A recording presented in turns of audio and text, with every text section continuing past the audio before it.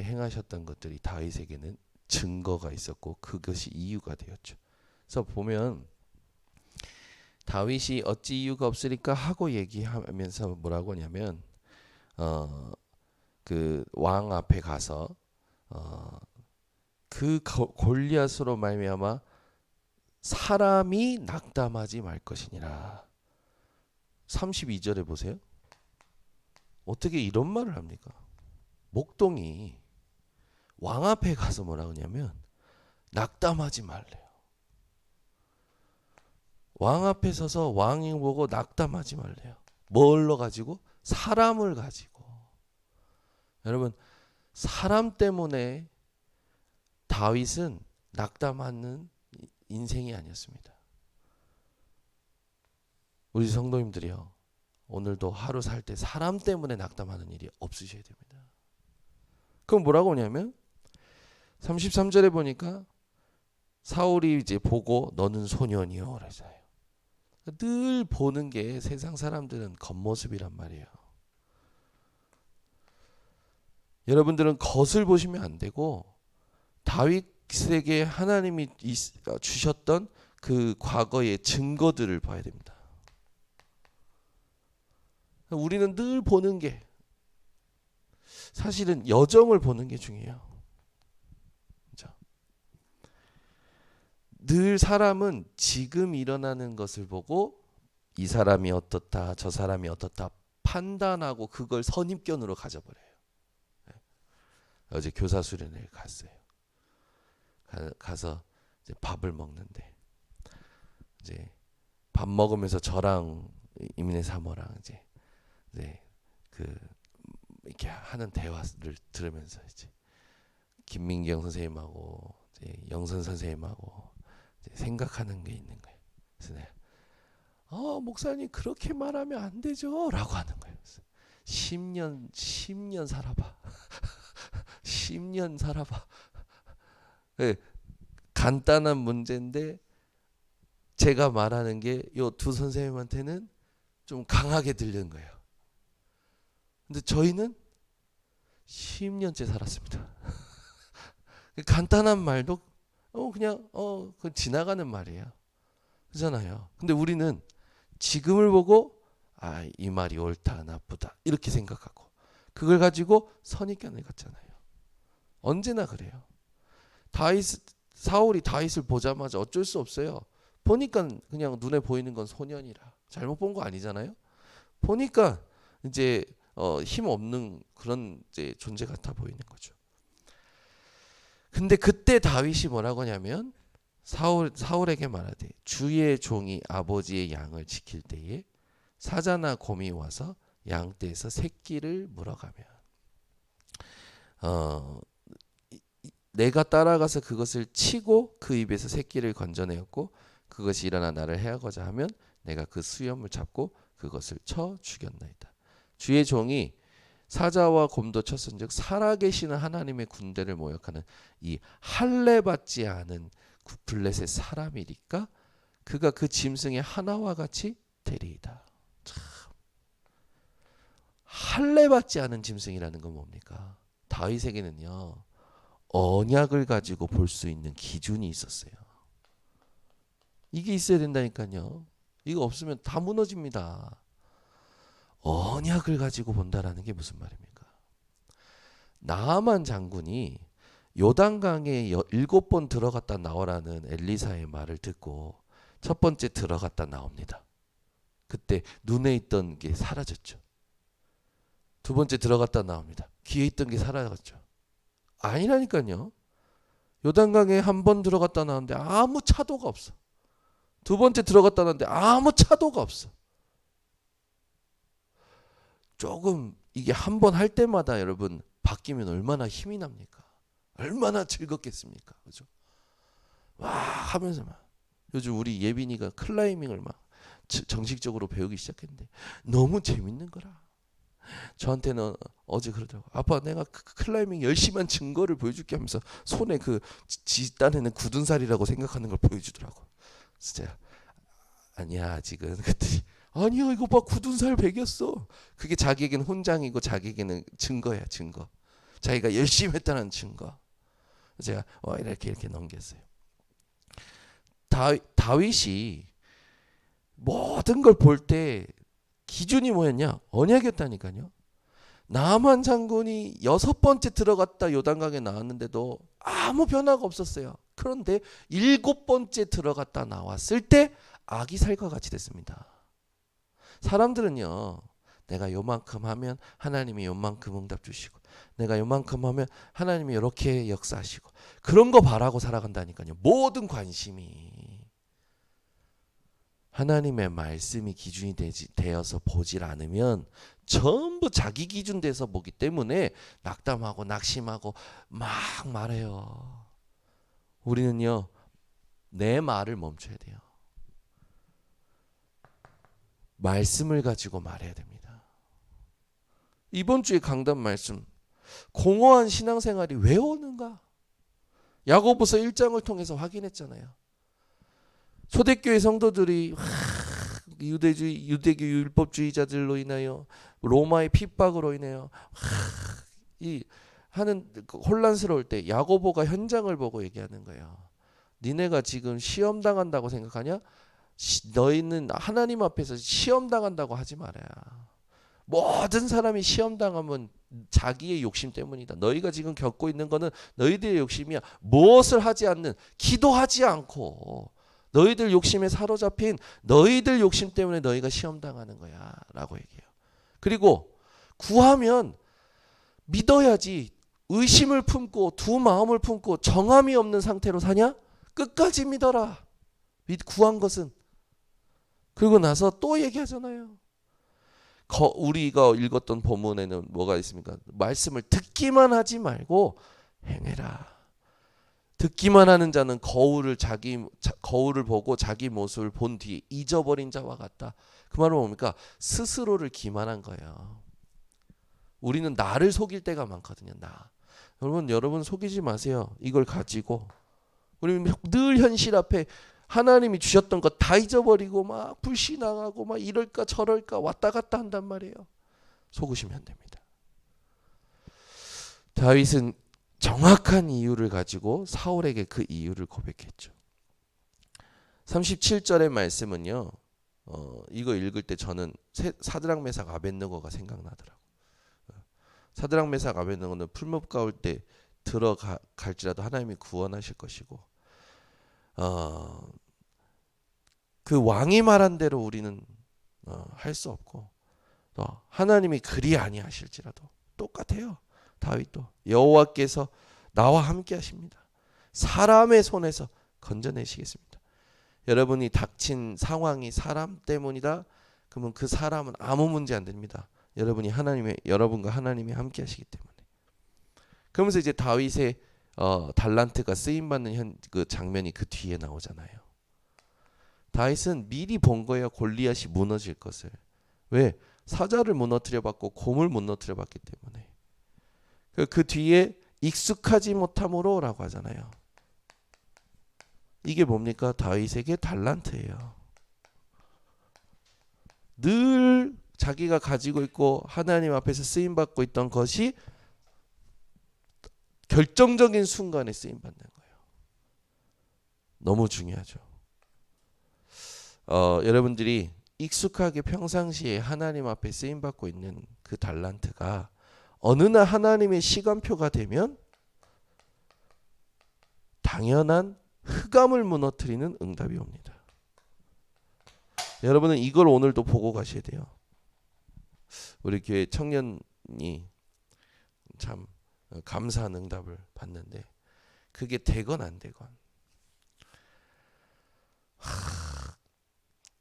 그 회사가 1조 원 규모의 자산 가치가 있는 회사였어요. 1조 원 규모의 자산 가치가 있고 거기서도 굉장히 중요한 자리에서 일을 하고 있었는데 이번에 코로나 기간 동안에 그게 순식간에 다 무너져 버린 거예요. 그러니까 이제 회사에서는 그 직원을 정리하는 그 수순을 받기 위해서 그 왜 희망퇴직 뭐 이런 식으로 지금 신청하면 너희가 앞으로 몇 개월 일한 것까지 다 퇴직금으로 넣어서 줄게 이래 버리니까 이제 회사가 무너질 거라는 게 보이잖아요. 이제 그러니까 그 친구들이 전부 쓴 거예요. 이제 왜냐하면 계산이 빠르잖아요. 희망을 퇴직을 해야 되는 게 맞는 거잖아요. 그래서 전부 쓰더래. 근데 이 청년은 하나님께 계속 질문한 거예요. 하나님께 계속 질문하면서 그냥 안 쓴 거예요. 계속 말씀 속에서 가만히 있으라는 메시지가 들려서 가만히 있었던 그냥 어쨌든 맡겨진 거 주어진 거 최선을 다한 거예요. 가만히 있으면서. 그건 이제 회사가 이제 문 닫을 시간표가 올수록 이제 쟤는 안 쓴다. 쟤는 끝까지 있네. 다 나가는데. 근데 이게 소문이 난 거예요. 쟤는 끝까지 있네. 그래가지고 굉장히 그 계열에서 굉장히 좋은 회사에 우리 청년의 소문이 그 회사에 들어간 거예요. 그래서 쟤는 뭔데 끝까지 있는 거야? 이 상황 속에서도 끝까지 있는다고? 그래가지고 우리 청년에 대한 이야기를 그 회사가 다 조사한 거예요. 그 회사가 우리 청년에 대한 걸 다 조사해 놓고 연락이 먼저 온 거예요. 우리 회사 면접 좀 봐라. 면접 보러 갔더니 뭐 면담할 거 없고 우리 회사는 이런 회사고 이런데 이런 우리 회사가 이런 것을 한다. 그러니까 도와줄 수 있겠냐? 너에 대한 건 이미 다 우리가 파악을 다 했다. 이 청년이 그 회장님 면접까지 이제 아마 본 것 같은데 다 나가는 거예요. 계산 빨리 해가지고. 근데 말씀 속에서 가만히 있었어요. 말씀에서 계속 가만히 있으라니까. 그냥 있는 곳에서 기도를 계속 가만히 있으라니까. 가만히 있었던 거예요.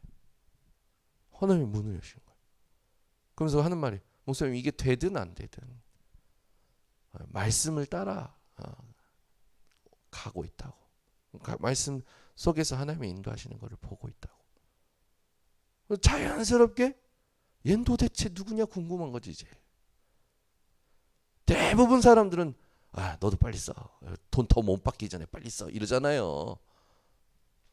말씀 따라가면 무너지는 거예요. 그러니까 주변에서 이 청년에 대한 소문이 나고 이 청년에 대해서 업계에서 그쪽의 업계에서 아니까 와 결국 뭐가 드러납니까?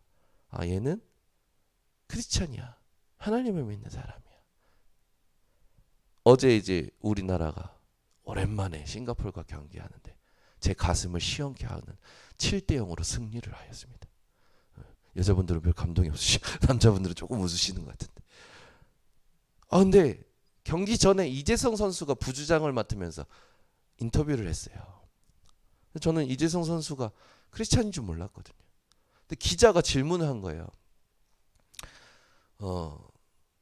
K-팝 중에 요즘 듣는 K-팝이 있냐 했더니 이재성 선수가 듣고 굉장히 난감해하는 거예요.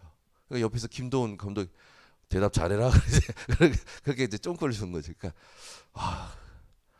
저는 K-팝을 듣질 않고 찬양을 많이 듣는다고 찬양을 많이 듣는다고 딱 이재성 선수가 딱 그런 거예요.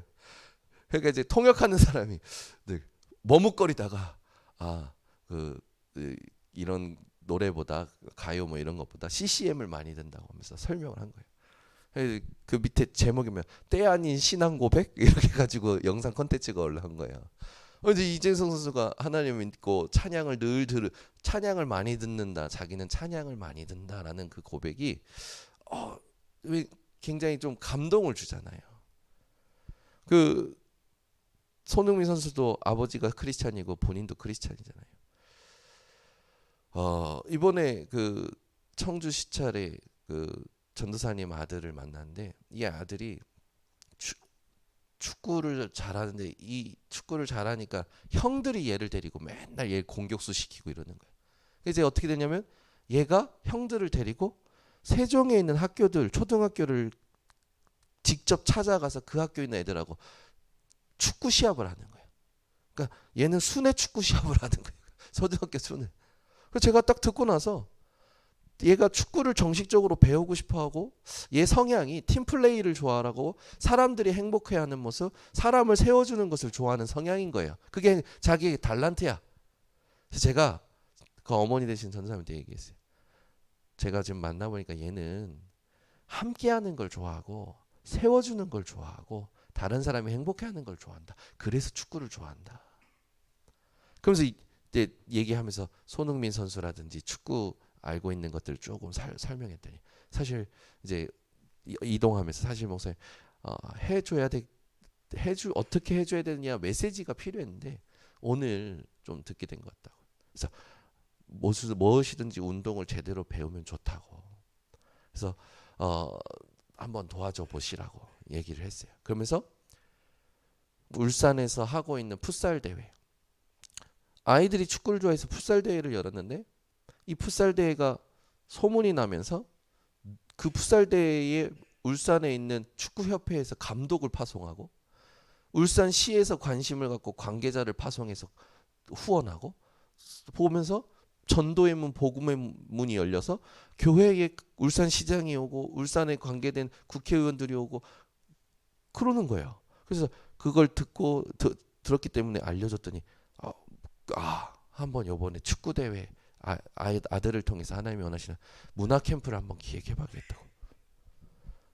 그러니까 우리는 늘 이렇게 한계를 갖고 가진 생각을 하고 살아가거든요. 오늘 뭐라고 합니까? 오늘 다윗이 가지고 나간 게 뭡니까? 여호와의 이름이라고 해요. 이게 굉장히 중요한 겁니다. 왜 그러냐면 분명히 그 앞에 다윗과 이스라엘을 모욕할 때 저주할 때 다곤신의 이름으로 저주했거든요. 골리앗이. 그리고 여호와의 이름을 모욕했단 말이에요. 다윗이 거기에 대해서 정확한 메시지를 한 겁니다. 이게 캠프입니다. 현장에 가면 하나님이 원하시는 메시지가 있어요. 그걸 심부름하면 흑암이 무너지게 되어 있는 거죠. 그리고 나서 다윗이 뭐라고 하냐면 오늘이라고 얘기하면서 하나님께서 하실 것을 나타내겠다. 온 땅으로 알게 하겠다. 이스라엘에 하나님이 계시는 줄 알게 하겠고 확실한 전도하잖아요. 그리고 47절에 여호와의 구원하심이 칼과 창에 있지 아니함을 이 무리에게 알게 하리라. 전쟁은 여호와께 속한 것인즉 그가 너희를 우리 손에 넘기시리라. 분명히 확신합니다. 증거를 가지고 있는 자는요 절대 흔들리지 않아요. 어제도 기도에 대한 부분을 우리 교사들하고 포럼하는데 목사님 솔직히 777 기도문을 읽으면 기도가 된다? 그게 잘 안 된다라는 거예요. 제가 얘기했어요. 777 기도문은 언약이고 진짜 기도를 편안하게 시작할 수 있는 거는 하나님이 나를 어떻게 이끌어 오셨는지 언약의 여정을 생각해봐라. 만약에 지금 내가 우리 민경 선생님한테 그때 그 사건에 하나님이 뭐라고 메시지 주셨는지 나한테 말해봐라. 말할 수 있잖냐. 그거 생각하면서 얘기할 때 어떻게 되냐. 마음이 바뀌는 거. 기분이 바뀌고 상태가 바뀌고 그거야. 영적 상태 바꾸는 키가 하나님이 나를 이끌어 오신 여정이죠. 그래서 이게 24 누려질 만큼 기억될 만큼 그렇죠? 오늘도 하루를 승리하시는 우리 성도님들 되시기를 바랍니다.